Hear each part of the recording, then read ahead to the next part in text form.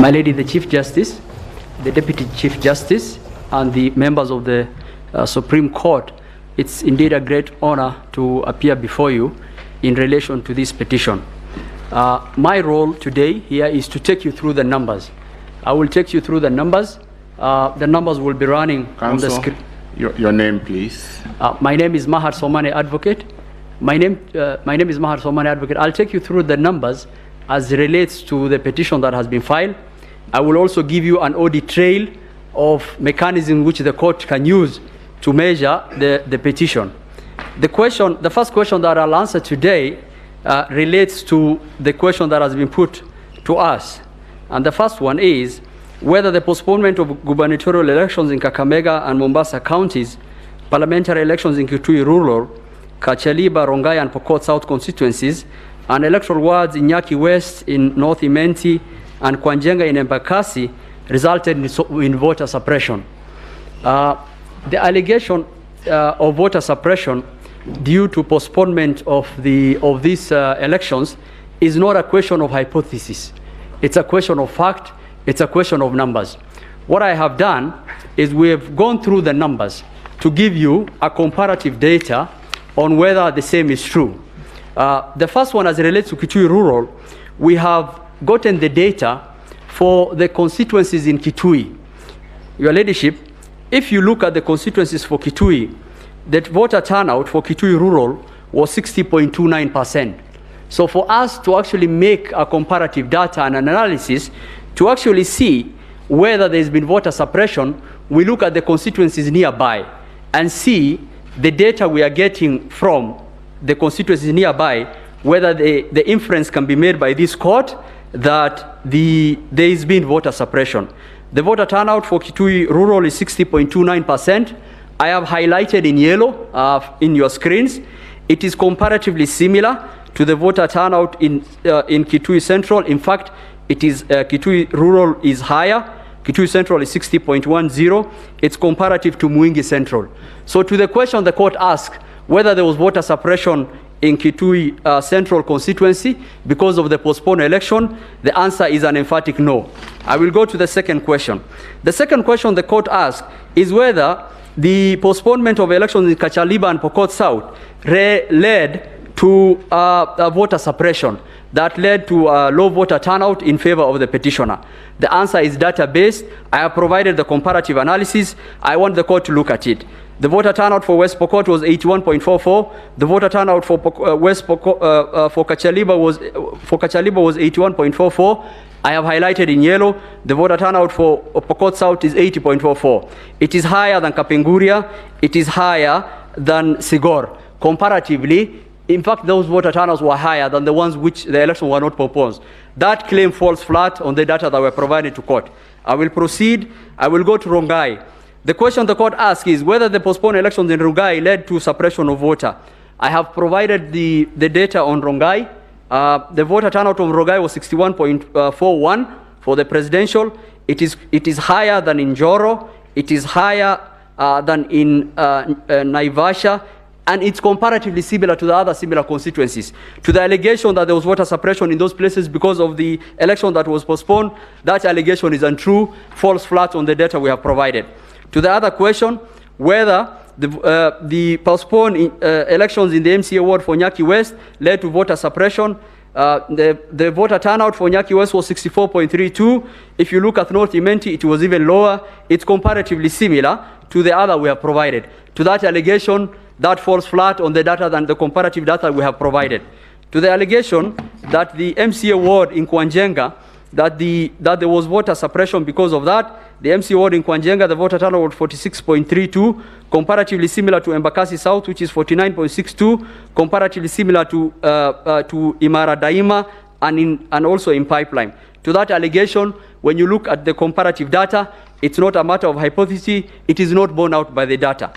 To the allegation that the postponed elections in Kakamega led to voter suppression in terms of the petitioner's votes being undercast, the allegation falls flat on the comparative data. We have provided the data for Vihiga, which is similar.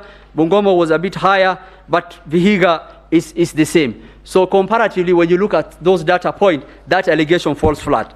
To the allegation that in Mombasa, there was a voter suppression because of the election that was run, I want to point out, even in 2017, the general voter turnout in Mombasa is generally very low. That data is available. It's always lower than the other constituencies. But comparatively, it is almost something that is comparable. To those, so I have answered. So to the question that the court put out on the comparative data, the answer is there was no voter suppression in those places. Senior Counsel Kamau Karori has already explained on the reasons why those elections was not held. There was nothing premeditated about those elections, not holding those elections. Reasons have been given in the affidavits of the chairman Wafula Chebukati and Marjan Hussein Marjan. So to that allegation, we want to show the court the petitioners have a hypothesis. We have provided the data to the court to actually aid the court to come to a conclusion. The second question I want to answer that the court put out to us was whether there are unexplainable discrepancies between the votes cast for the presidential candidates and other elective posts. Indeed, if there was unexplainable discrepancies, is a grave issue, which we know. We will show through the data that we have provided to the court that the same is not true. In fact, we can account for each ballot. To just guide the court, refer to the affidavit of Moses Ledama Sunkuli, which is on record. We have provided the comparative analysis. In fact, what I did is we provided the 34C, the 37C, 38C, and 39C. Those are the forms for the governor, the senator, and the women rep. We tallied against the presidential. I want to refer the court to paragraph 36 of Moses Ledama's affidavit for the court to look at it. And if you do a tally, and we started with a tally for Senate, if you do a tally for the votes that were cast for the Senate, vis-a-vis, and that, your ladyship, that runs from page 13 of Ledama's affidavit up to page 15. And I just did the summary analysis, but there's a very big comparative table that I've put out there. If you do the analysis, you will come to the following conclusion. What is the voter difference between the senator and the presidential? 500 votes. The variance. And how do we account for those variants? So when you do the presidential like for like and the senator, you will get a difference of 22,801. You have to minus diaspora voters, which only vote for the presidential. You have to minus prisons, which only vote in the presidential elections. Okay? And then you have to look at stations which were affected and did not have any results for any of those elective posts. For example, in some of the stations, some few stations, some violence happened. Likely they did not report for Senate. When you do that analysis, you will get the differential is 500 votes. I have done an elaborate analysis also on the stray ballots. When we get to that, I will explain. So the differential between the Senate and the presidential is 500 votes. And that 500 votes, we can account for in stray ballots. I have attached the polling day diaries for Kibra and Makadara. I have done an analysis to actually check what is the stray ballot per constituency. And this tally is like for like. So to the question whether there was a discrepancy between the presidential and the Senate vote, the answer is an emphatic no. It is explainable by looking at what the information that we have provided. To the second question, between the women member of National Assembly for the women rep as compared to the presidential, I will tell the court to look at page 18, page 17 and 18 of Moses Ledama's affidavit.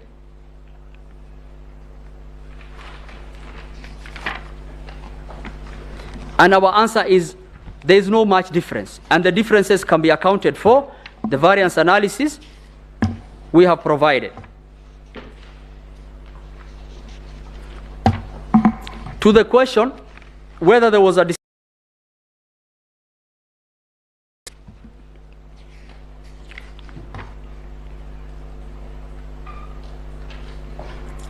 we have also explained that there's no such variance. Petitioners have been talking of variance of 800,000, 900,000. There's no such variance. And in fact, the small variance that you will see for the women rep, which is 9,419, can be explained for by the stray ballot.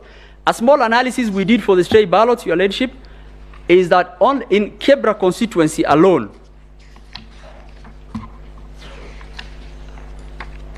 we did a stray ballot analysis, and it's shown there. So to explain, and this is how we understood the court to mean the duty of the IEBC is to explain each ballot cast and track that ballot to see where it has gone. So once we do the analysis for the presidential and we remove the prison voters, once we remove the people who voted for diaspora, once we removed some of the small polling stations that did not report for any of those seats, you will see a small variance. So we thought the court will ask where that small variance is coming from. And so what I did is we went to sample one of the constituencies in Nairobi. And in one of the constituencies, in Iebc constituency, we got 405 stray ballots.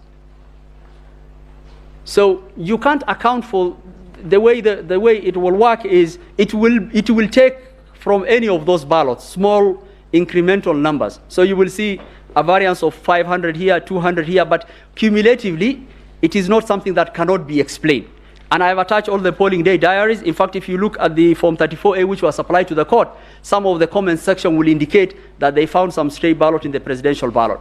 But to the court, whether there is discrepancy between the senatorial, governor, and the women rep seats as compared to the presidential, there is none. We have demonstrated that with data. And even when there's a small variance, we have shown the stray ballots that cumulatively over those 3 seats, that will be there. A question was, a submission was made by learned counsel Ms. Julie Soweto that there is 33 per polling station stray ballots in Kirinyaga. I will explain that. I don't know what numbers they are using. It's an old litigation strategy in numbers for shock and awe. I think what they are trying to, if you look at the numbers for Kirinyaga, there is no difference between presidential and the governor of 22,000. In fact, the variance is 900 votes, which can be explained for by the stray ballots.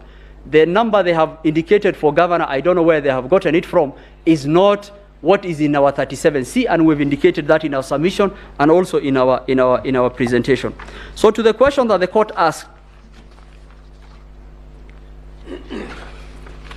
that whether there are inexplainable discrepancies between the votes cast for presidential as against the governor, for presidential as against the women rep, for presidential as against the Senate, the same is not borne out by the data that we have provided to the court. Now I'll go to another issue which was made heavy weather of by learned counsels on the voter turnout. Justice Smoking Wanjala asked, how important is the voter turnout to the actual valid votes and to the actual declarations? Of course, it's an important issue. The only problem with it is that counsel are not understanding how we calculate voter turnout. And I want to explain to the court how voter turnout calculation is done using the kit. Pursuant to the Maina Kiai case, the court was very emphatic that elections must be conducted at the polling stations.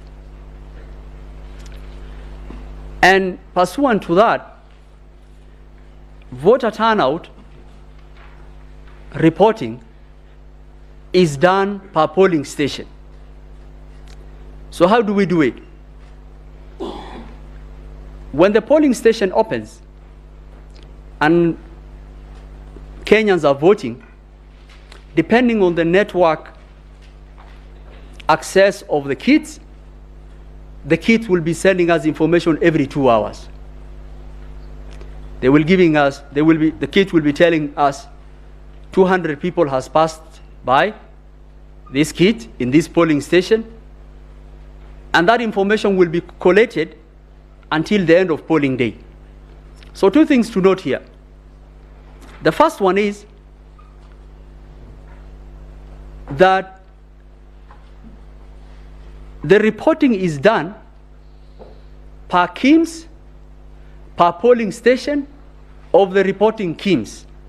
So for example, on the 9th August 2022, when the polls closed, the Iebc gave a turnout figure of 56.1679%, which is the percentage turnout.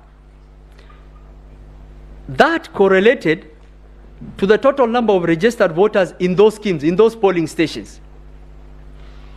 The problem that the petitioners are having, they are saying these 56.1679% you announced must be of the total people in the register, which is 22,140,258. 120,258. We don't do that. We report per KIMS. So if 200 people reported in that KIM and the number of registered voters is 600, we say 200 of 600 voters. We add the next KIM, 300 people have reported, we say 300 over 600 voters. The next KIM, 400 KIMs have reported, 400 over 600. We keep on aggregating until we see how many KIMs have reported of those polling stations. Why do we do that? Because of two reasons. The first one is, which is in the affidavit of Hussein Marjan and the affidavit of the chairman, because of network issues in some places, far-flung places in Kenya, some of those KIMs will report late. Some of those KIMs will report much later. So if we did a number over the total number of registered voters, we will be giving a false turnout. So the turnout we give is based on the aggregated voters of the reporting station in that KIM. So if you took when we announced, the 56.1679% is based on the total registered voters in those stations who have reported in those KIMs, which was 21,481,642. Your Ladyship, you'll realize this is much lower than the total number of registered voters. And we'll keep on accumulating. KIMs will keep on reporting. 235 polling stations went manual. We will have to later on aggregate the 235 polling stations which went manual. Then we come with a total voter turnout. And if that is the reporting we do, two arguments that have been made in the petition of Omtata and in the petition of number 5 fall off. The first one is, their contention is that the chairman announced a turnout on 10th August 2022. That is the third line, Your Ladyship and members of the court, announced a turnout of 65.4%. What we have indicated is 64.6%. Your Ladyship, I will pause there to just inform the court that the chairman clarified that statement. The recording is in the affidavit of the chairman. And the actual clarification the chairman gave, he said that the total reporting polling stations, and if you hear his statement, it will give some clarification. We never say the total number of registered voters, because we will have that information when our manual count and everything has reported. We say total number of polling stations reporting. So in those KIMs. So they're saying 64.6% must be of the total registered voters. That is their contention. That is their voter turnout. That is not the voter turnout of Iebc. The voter turnout as a percentage was, at that point, 64.6%. The number of reporting KIMs were 21,926,565. You will notice from this number, there are some polling KIMs which haven't reported. As they go to the constituency tallying center, those KIMs will report. You will also notice that we haven't included the manual count to give us a total figure of the total voters who will have registered, who will have reported. On 10 August, when all the KIMs returns have come from all the polling stations, the number of persons identified, that is the last number on the table, 14,239,862. As against the total registered voters in those stations which reuse the KIMS, 22,005,541, giving a turnout of 64.7103. You notice, Your Ladyship, we haven't included the manual count. So that is all KIMS in all polling stations. What remains now? Manual count. And this is important. I will pause there. We were very deliberate in trying to help the court in be able to identify and actually provide an audit process for the contesting parties' allegations. In the affidavit of Michael Ouma, we have attached 7 volumes of the KIMS returns for every polling stations in the Republic. Why is that important for the petitioners and the court? That is the first audit trail process. How is it at the first audit trail process of? We've provided the KIMS returns per polling stations in the Republic. We've also provided the certified copy of the 30A. So if anyone wanted to look at how many people pass in that polling station, you will look at your KIMS return, you will look at your 34A. And if there is any inconsistencies between the KIMS return and the 34A provided to the court, then question can be asked to our client. So in providing an audit trail process, the first way of providing an audit, which is both manual and electronic, is the KIMS return provided in the affidavit of Michael Ouma in 7 volumes, as against the certified copy of 34A we provided as per the regulations of this court. So we provided that. And if you look at those KIMS returns, they will correspond with this. They are from 45,994 polling stations. The number identified by KIMS, 14,229,862. The total number of registered voters, 22,005,591. And the percentage is as indicated.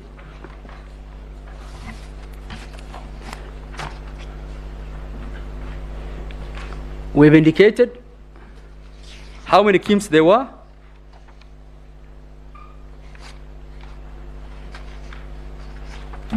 And I just want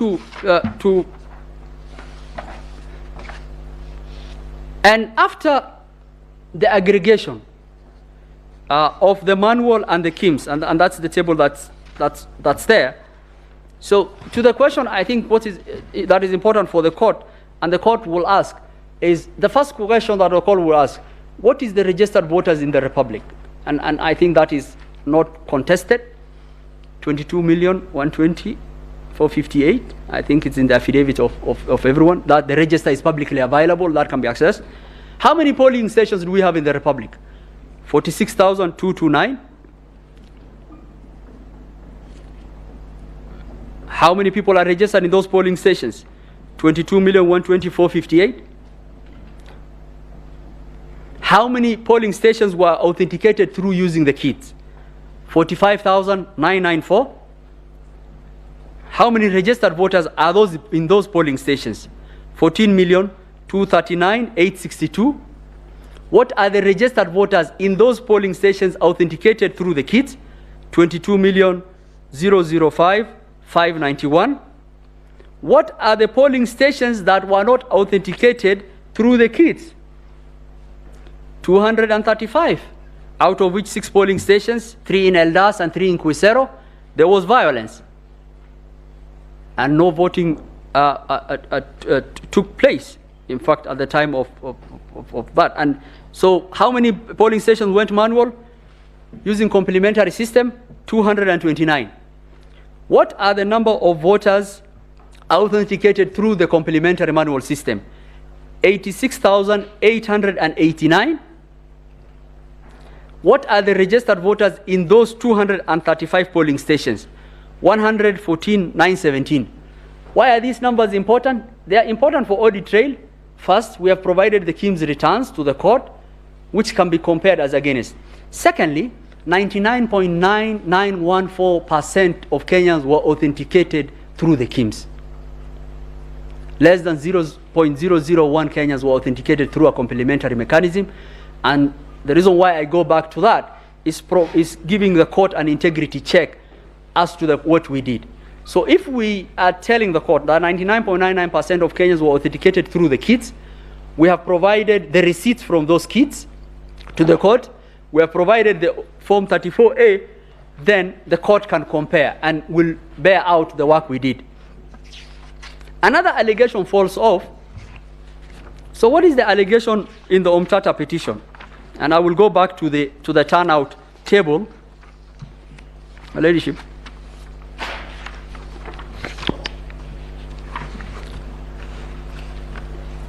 They are saying that the turnout announced by the chairman on 10th August 2022 must be over the total registered voters. That is where the mysterious 140,000 is coming from. So they are saying the 64.60 must be from the 22,124,058. We are telling them that is not how we calculate our turnout. It was very easy to confirm with us and ask us how you do it. We're telling them that number is out of 21,926,565. We could not do it over the registered voters because some stations went manual, some KIMs had not reported. How will we give a number over a total in which we don't know the status of some of those stations? Because the returns have to come for us to be able to give that. So they're saying 64.6 over the total voter turnout will give you 140,000. Iebc has not accounted for 140,000 voters. It's a lie. I think they are wrong on the maths, and they are wrong on the substance, and they are wrong on the substratum of how we are calculating that. And I think it's imperative that the court understands that. So the issue of 140,000 is not here nor there, and we have demonstrated that. And the second issue is they say that there was 110 voters error, 110 error in the Form C. By virtue of that, the Form C is not a valid vote. We have acknowledged that error. It's a data entry error in 2 stations in Kilifi and 1 station in West Pokot. It is the error form for the C is attached to the chairman's affidavit of 110. The Form C is a collation of 46,229 polling stations, and there is an error of 110 in which we have explained the data entry. I think that is not something that is material to the Form C for the court to say that a Form C is invalid because of an error which you have acknowledged. Your Ladyship, we also want to confirm to the court, we have done an error report for each and every polling station in the Republic. And this is going to be, and we really are craving for the scrutiny report to bear, and this will bear us out. That the voters, what Kenyans voted on the 9th of August is what was transmitted, and it's what was actually announced by the chairman. The will of the Kenyan people was carried out through and through. And that will be borne on by the scrutiny of those ballot boxes. That will be borne out by the information and the data we have given. And that is really important. The other issue I want to actually address is allegations that have been, Your Ladyship, if I could just go to the affidavit of Mother, I mean, this is what I was talking to. I mean, there's an allegation of paragraph 96 of the affidavit of the petitioner that alleges there's a variance of 25,000 between governor and president. The correct position is there's a variance of 900. It's worth noting the county is home to 2 prisons.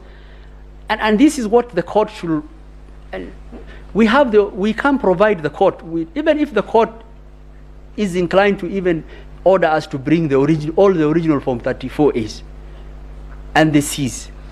We are ready and willing to provide that to the court. Some of these allegations, when you look at it, you really cringe that the allegations that are being made on these numbers, they have no basis. You will actually wonder how will someone write something like that in the petition? We have provided a tally of our the C series for the governor, for the senator, and the women rep. And we're ready to provide that to the court. We have put that in our affidavit.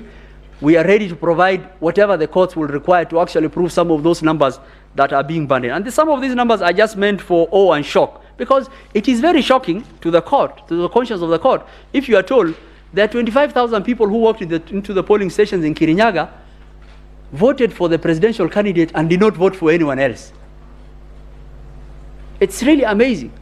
I will expect a variance because of the small stray ballots here and there, or maybe the prisons and diaspora, but it will not be 25,000. It's something that is explainable. And that is why the petitioners are wrong on the data, they are wrong on the numbers. And I will also demonstrate they are very wrong on even the ICT. I will add on to what Judge Eric Gumbo had also submitted. There are two allegations that are being made that the Form 34A, and I want to explain this to the court. So we have 3 audit trails or 3 verification processes for the court. The first I mentioned, it's the EVI, the electronic voter identification. We have given the KIMS return to the court. So the court will look at the KIMS returns and look at the AOL, the tally. The second one is when the Form 34A is being sent, and I've seen a lot of wild allegations being made, and I want to just explain this to the court. At the end of the polling, what happens is the kit, it converts itself into an RTS system, a result transmission system. The PO scans a QR code. It gives him a transition system. So it tells him, okay, Mr. PO, what do you want to transmit? Enter your PIN. He will enter his code. It gives him a query. You tell him, what do you want to do? He says, I want to transmit 34A. It tells him, okay, can you confirm the following checks have happened? And that's a validation check. Can you confirm that this form is signed by a PO? He says, yes. Can you confirm that this form is signed by a DRO, a deputy PO? He says, yes. Can you confirm this form is a 34A? He says, yes. Can you confirm this form has been signed by the agents? He says, yes. So after saying all that, then he tells him, take an image. And there's a lot of things being bandied here about the image. And we can provide, I think we've done training for the Iebc has done training for everyone, for LSK and the judges. And this is something that we can even provide if the kits are required. The kit takes an image, embedded in it, it has a scanner, and the image is embedded in the KIMS. So it's taking the image, and it's taking the image and scanning it as a PDF. We don't have any other output. We don't, and there's a reason why I'll explain to you why that input is being made. Why it's like that for purposes of the security and the other purposes. He takes the image. It actually tells him if the image is not clear, it will tell him your image is not clear. Please retake it. So he takes his image and he presses send. That image travels from that, it is gone. He cannot recall. In fact, even if he does not have network, it will tell him the image has been sent. It will arrive when it will arrive. That image cannot be recalled in PDF. There's nothing that can be called. That scanned image in PDF, there's nothing that can be done about it. That is gone. When he gets network, or immediately if he has network, it will hit our portal. Now, when it hits our portal, it's something akin to someone who's coming in the Supreme Court. The Supreme Court is established by the Constitution, and it has the jurisdiction by the court is limited by the Constitution. So those forms answer some jurisdiction questions before they are admitted into the public portal. What are those questions? So they ask, okay, you have come here, you have come into the court. If you want to sit here inside the court, answer the following question. They ask, are you a 34A? He says, yes, I am a 34A. Okay, do you confirm that you come from the code of the polling station? So it has a code of the polling station. So it will run against the polling station codes, it will confirm. Then it is asked, okay, we've confirmed you are an A, we've confirmed that you are from the code of the polling station provided to us, because all our polling stations have specific codes. Then we ask them, then it's asked the third question, do you come from a serial number of our kit? Then he answers, yes, I am from the serial number of the kit. If it is another form which is coming, are you from, if it's not from a serial number, it checks, it tells, no, you can't come in here, you have no jurisdiction. So it tells, do you come from a serial number of our kit? He says, yes. Then it's asked, do you come from the SIM card that has been provided officially, that we have the list for from the various providers? It answers yes. Then it's given two security features, which are very important for the court. So it's given two security features. It is given a date stamp. And I urge the court to interact with the public portal. I want to confirm to the court 800 million persons access our portal. it did not even blink for a second. Its security, its firewalls, and the SOC are military grade. And in fact, a lot of the allegations that are coming from the other side is, people are so frustrated in trying to hack our system is, why is your system so good? Our system is so good because it's based on blockchain. It actually, what it does, it actually gives logged in now to our form they want.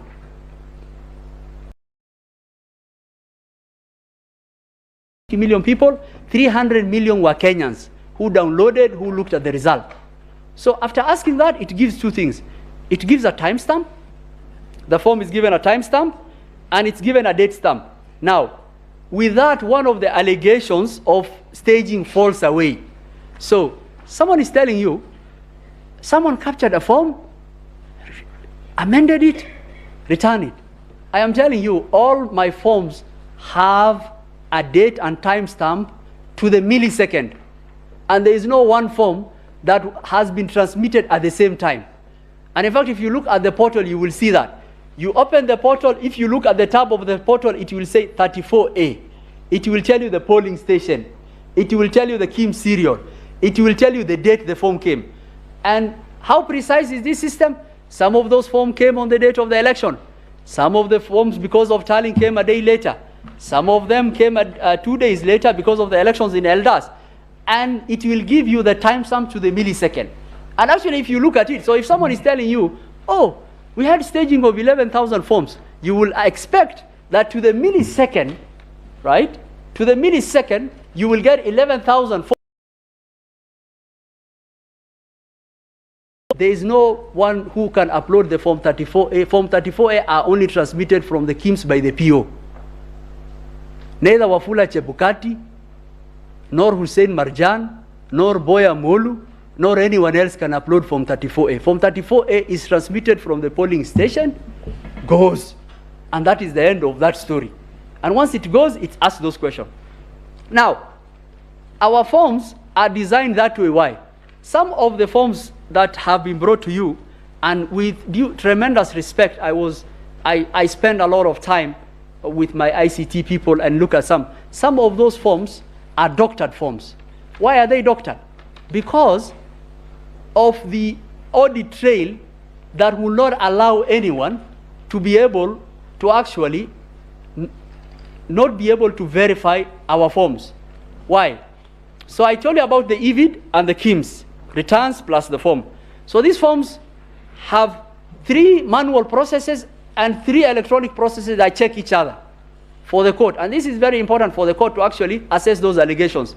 So what are the 3 manual processes? PO fills the forms, gives to the agent, paste it there, okay? Travel, so the first one, if you had an agent there, you will get your form. Or it will be in the polling station, it will be stamped in the polling station. The second one is, okay, I didn't have a PO. What check do I have? So I will, both someone who did not have an agent and person who had. So if I didn't have an agent in the polling station, that form travels to the arrow. What does the arrow do with the form? His PO will sit there, he'll tell him, I have received the form in the portal. I want to confirm the form you have brought me is the same as the portal. Is it the same serial number? Is it from that KIMS kit? Does the tally agree with what is in the portal? He has a back end for his B because he has to start populating his B. So he takes the form. So we allow at the Constituent Tallying Center to have agents. If you want copies of the form, can be given. So if you didn't have agent at the polling station, you can still get your form at the Constituent Tallying Center. So say you didn't have an agent at the Constituency Tallying Center, you didn't have an agent at the polling station. We bring the form out to the National Tallying Center. And I think this is the reason why this court made the decision that the chairman must verify each and every form. And court will take judicial notice of what was going on in Bomas. We had 14 verification desks. The arrow will come. I had the pleasure of actually going through the process. The arrow will come. He will be told, okay, you've come with your forms, sit. He will be admitted. And then the verification desk will have all the 4 agents for all the presidential candidates. We take the forms as they are. We make copies of the originals for them. Remember, they have their agents' forms. We make copies of the original. We tell them, okay, these are the copies of our original. Have your agents' forms, compare with our originals, but also what we are going to do is not a verification process. We'll do a forensic audit for you. We'll call the RO, he will sit on the table there, he will go form by form. Is it the same serial number? Is it from that polling station? We provided microtext readers, we provided watermark readers of the originals.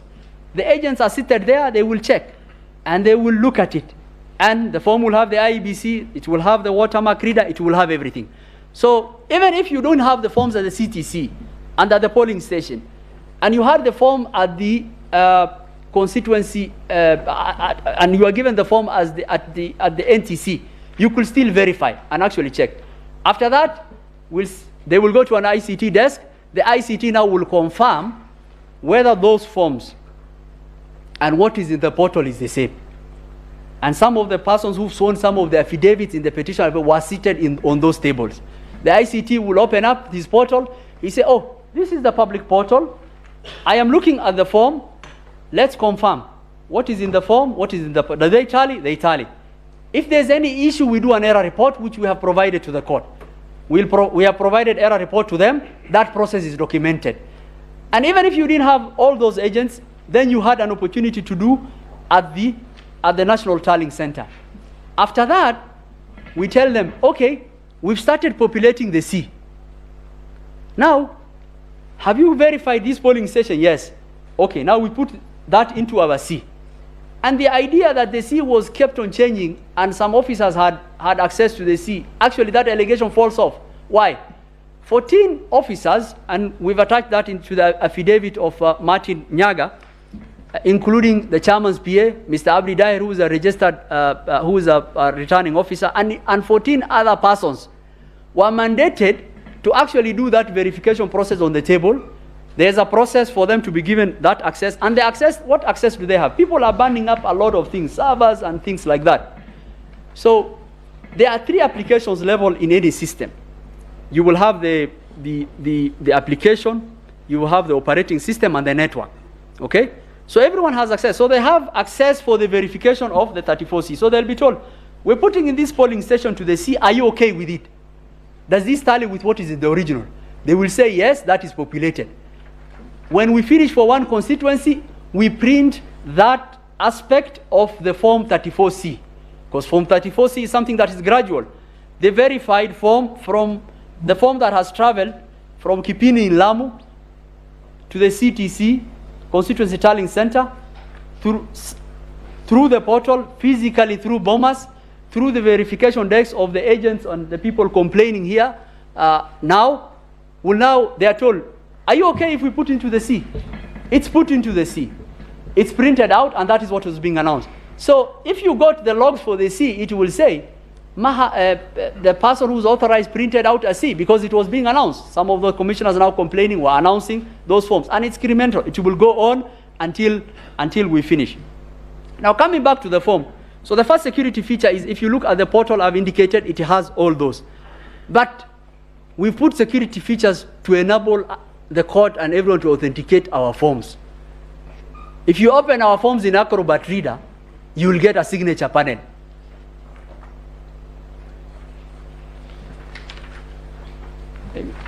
You will get a signature panel. And the signature panel is able to tell you the path of validation of our forms. It will tell you that this form, in fact, the timestamp you'll get on the signature panel is the same as the timestamp when that form was received at the portal. And I've projected, your ladyship have projected there. And if you are a good Acrobat, it will tell you, it will give you a signature panel. It will tell you that this form was not first modified. If you have any PDF form document and you have modified, it will tell you this document was modified on this date by XYZ. It will tell you this form has not been modified from that date. It will also give you assigning a signature.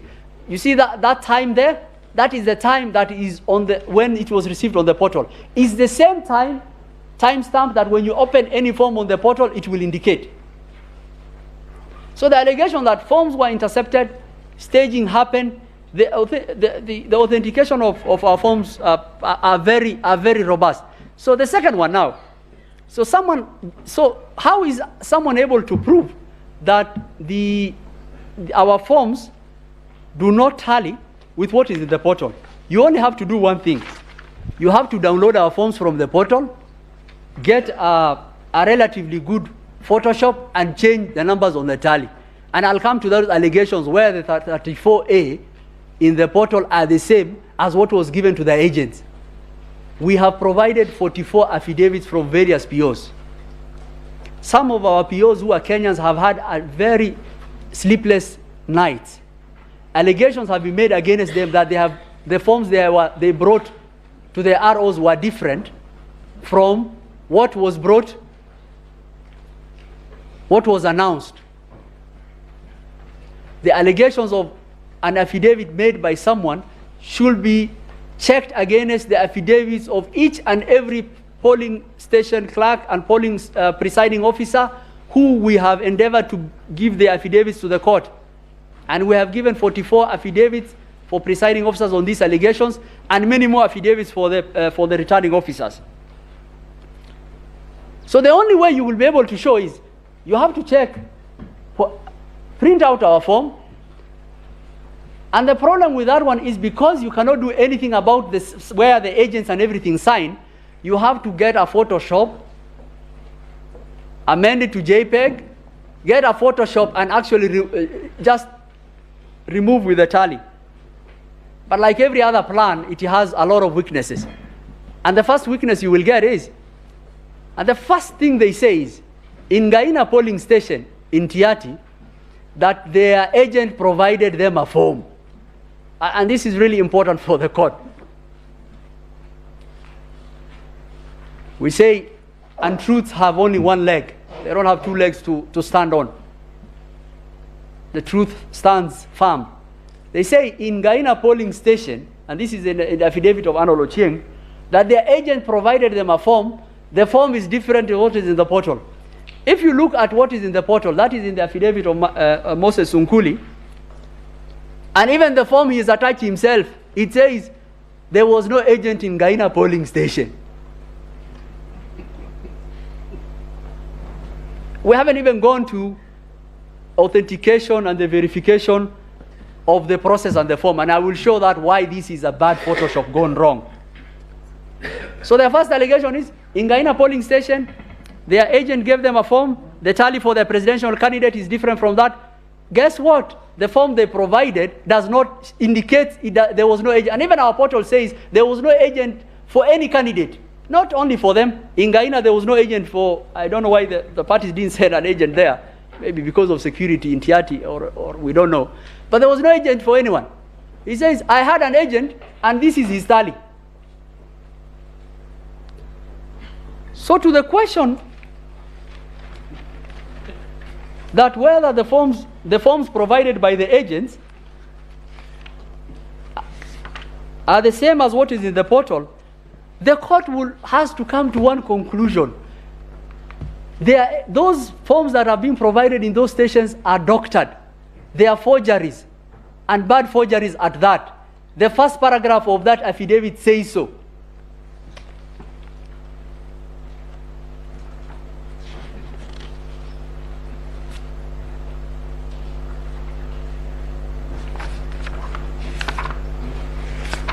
The other thing you will notice, that what they have attached, we were very deliberate why our KIMS kit will have an imaging software embedded and sent in PDF. One is because of the security I've indicated. The second one is because, since it is black and white, and agents will be taking pictures of the form, we wanted to differentiate between what the agents are taking with their form and what we are sending ourselves. So what have they done? Our forms have been printed from the portal, converted to JPEG, numbers fudged. But the problem is, all the background for those forms are our KIMS kit. It's what we sent in the portal. And I've indicated that in the affidavit of Moses Sunkuli.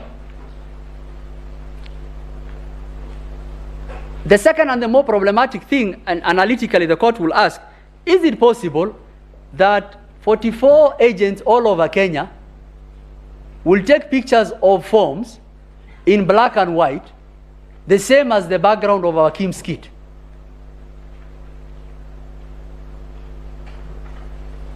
And the reason is because of the robustness of our processes. Because we have a manual check and we also have an electronic check. The manual check I have described, the electronic check, the EVI. The second electronic check I have described how our forms arrives. So if someone made an allegation that, oh, the form of my agent is different from what I have, the court should ask, okay, we have a portal, we have Iebc POs who are saying something else, we have the original, which has gone different stages. How come it's only your form? And what is fudge, your ladyship, I want to point out to the court, is the only thing that has been amended in those four is the number of tallies. Why have they done that? To tell the court, oh, look, Iebc portal is different from what we have. Okay, if you are thinking, and the challenge that I have been given the challenge that I've been told by my ICT people is we will leave our portal open for another year. If any one of these people who are alleging anything, let them go upload one form. And we took our constitutional duty very seriously to give that audit trail to the court for the court to be able to make a determined decision. I will mention 3 things on ICT. The first one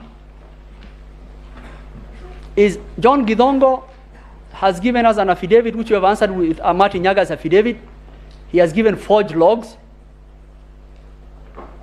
And when we actually answered and actually told him these are forged logs from 2017, he said, oh, these are demo, but these are the real ones. But I think the court should look at the real logs. For example, one of the logs that is charged is the one for Justice Nyangaya. Justice Nyangaya attached Linux cron logs. The ladyship, it's like, and he says these people had access. It's easy to read those logs. They did not mention, no one of those people had access. It's like someone telling you, as you are using your computer, it's running background information, it will give a lot of, the OS will be running. It gives a lot of information. And someone says, oh, Mahat accessed the laptop of the judges and did this. And the information that person is giving you is the OS system. Oh, this server, there was an update of this program, there was this. If there was any evidence of that, you should provide something that says this person accessed at this day on this at this time. So even the logs which are attached to Justice Nyangaya's affidavit are not things that will bear out the allegations they are making. The second thing that I want to mention to the court is the affidavit. A lot of people have made the submissions by the petitioners was that the affidavit of Benson Wesonga and John Joroge proves there was access. We've answered those affidavits, and you will read it. It will surprise this court that Joroge says, I audited the Iebc system. And in answering the first question, we told him, that is a criminal offense. How do you have access to the Iebc system? Which of course is a lie. Then he attaches logs.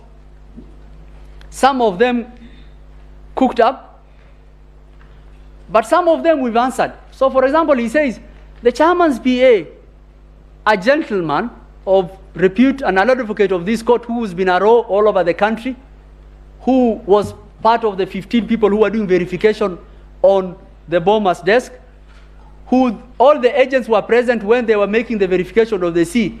Oh, him he accessed, and 2 other people. How many times? 1,000 times. First, what did they access? I told you, no one can access or upload anything apart from the Kim Sone. What they accessed was at the verification panel for the C, and all the agents were there. Did they require the chairman to sit there entering manually the 46?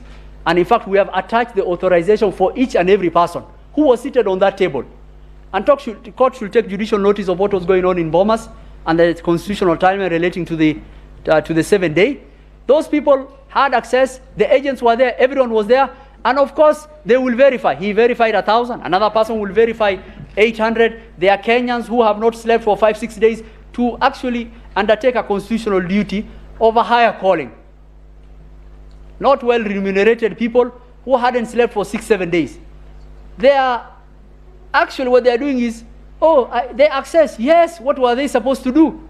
They will access the RTS panel for the sea. They will verify you are there.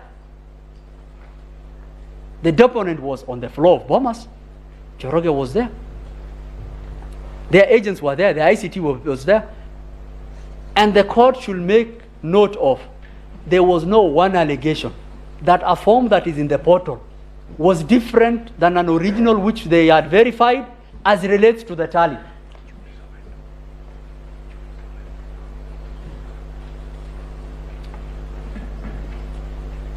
So there's another argument that they say, our client, the petitioner votes were deducted and added to this.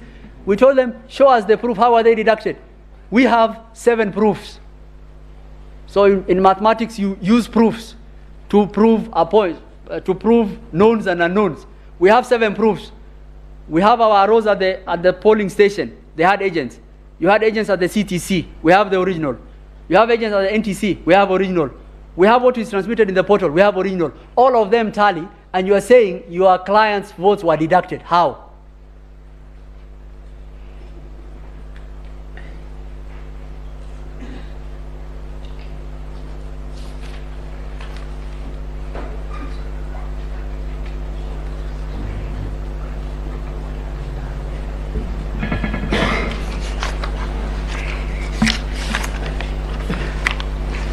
I will mention a small issue on the register.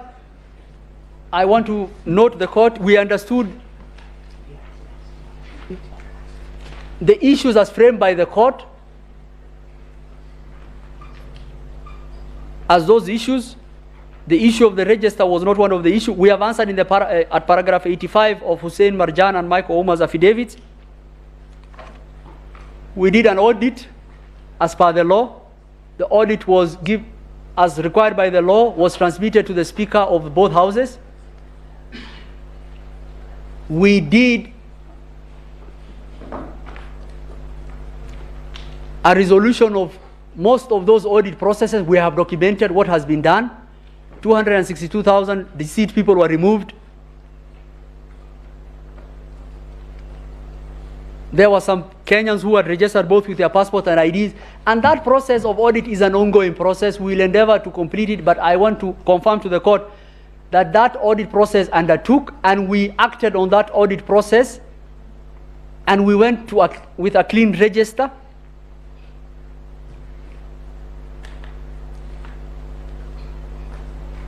With the elections. An allegation was made that, your client was printing 34As, many of them to actually do something untoward. We want to tell the court, and we have put before the court, that the reason that was actually done, book 2 of 2 and book 1 of 1, is to ensure that as many Kenyans as possible had copies of the 34A. So you have a form 34A, and if you printed only 6 copies, one copy goes to the ballot box. 1 copy is supposed to be attached to the polling station. Those are 2 copies. 4 copies are supposed to be given to presidential copies to the presidential candidate. Then we have an issue that a copy has to go to the RO. And what we did is we wanted to print many copies of the A's for the purposes of the result. And the reason why, because the carbon copy, if you reach 6 and you are actually writing on the carbon copy that you are giving copies of, when you reach the 3rd copy, it will not even be able to, you will not be able to read it. When that happened, the petitioners, together with religious leaders, traveled to Greece, and they raised an issue. They say they did not want book 2 of 2. So what did we do? We just gave instructions. We had a meeting with them. The same was shared by the chairman. The chairman, the same directive was given to our officers, and when they opened the polling stations, book 2 of 2 was being put in the ballot box. 34 2 of 2.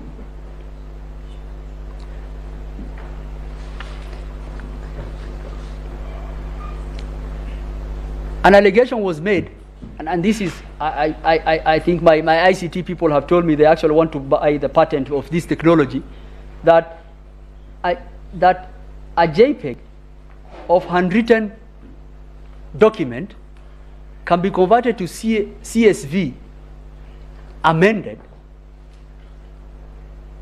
on a form that has signatures and watermark, and converted back to PDF and uploaded. If such technology exists, we actually want to buy its patent. It's actually impossible to do that. And that is why all of the forms that have been submitted, the only thing that can be done is you have to just look at the tally numbers and try to use Photoshop to change the tally numbers.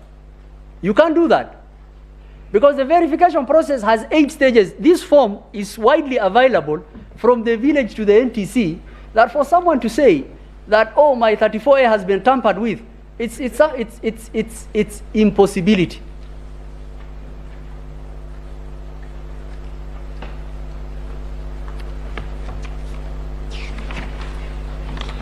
To just conclude,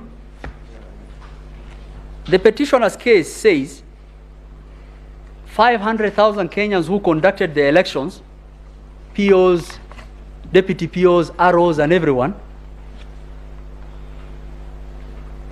conspired against them. That is, the numbers don't pan out. The allegations of the form don't pan out. And the question I kept on asking, and this court should ask, is, what if on the day of the election, God forbid, that the RTS system of Iebc collapsed, and the only thing that is available to this court are original Form 34As? Will this court say, since your RTS system collapsed, there is no election that you held, that the franchise and the vote of the Kenyan cannot be gotten from those ballot boxes and those forms?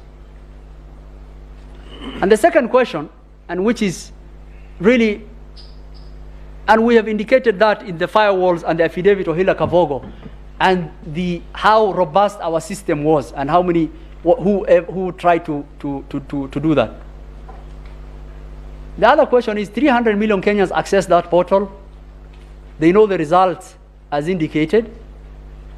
Those results can be verified from the forms original available, from the forms of the agent.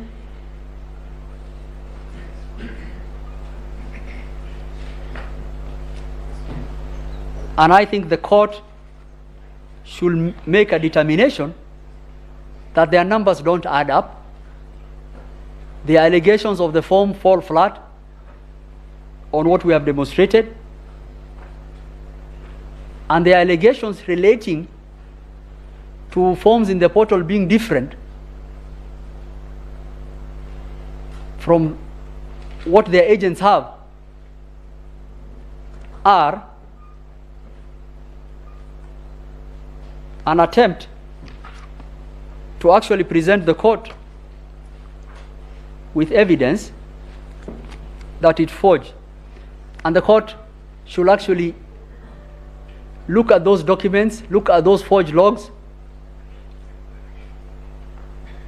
and take necessary action against any officer who will have presented those logs or documents. Allegations have been made about Gudino and access. You will find in the affidavit of Hila Kavogo, those people were leads who are actually providing ICT help at the level of the systems. And every person was logged off from our system on the 8th of August. There is an email we have attached to the affidavit as relates to that. Anyone who had access to our systems was someone who was authorized to do.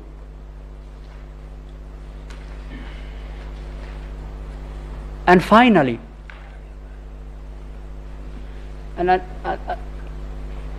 the court should ask the question,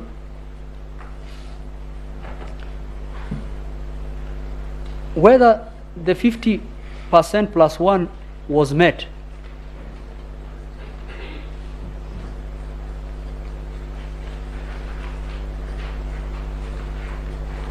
And to that question, Your Ladyship, the late Justice Antonin Scalia, whenever he went to give lectures to all over the United States, everyone used to ask him about Bush v. Gore, and he will know whether someone is a Republican or a Democrat as to the question they will ask, and his answer will be, get over it, it's over.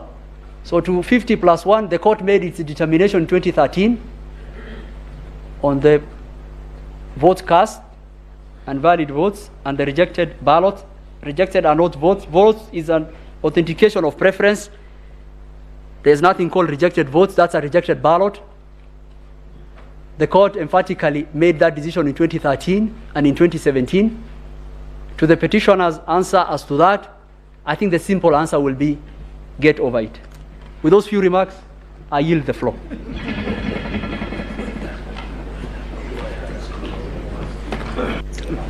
Thank you very much, my colleague, Mr. Mahat.